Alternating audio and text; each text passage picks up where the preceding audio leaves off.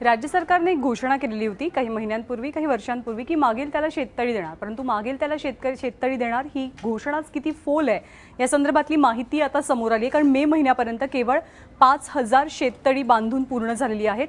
केंद्रीय ग्रामविकास मंत्रालयाकडून माहितीच्या अधिकारांतर्गत ही माहिती मिळालेली आहे। 2016 मध्ये मुख्यमंत्री देवेंद्र फडणवीस यांनी 5 वर्षात राज्यात 5 लाख शेततळी बांधणार अशी घोषणा केली।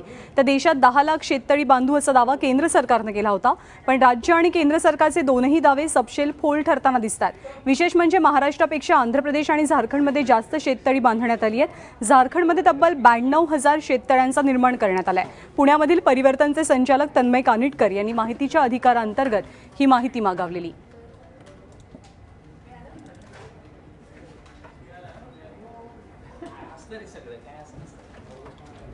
दोन 2016 आणि 17 मध्ये देशात एकूण 5,78,589 शेततळी बांधण्यात आली।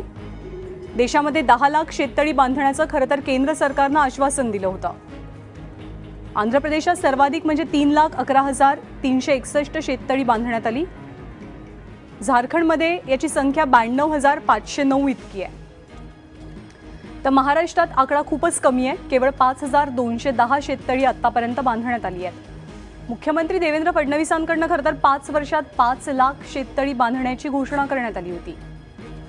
तर 2016 आणि 17 वर्षात शेततळी बांधण्याचं फक्त 5% उद्दिष्ट पूर्ण झालंय।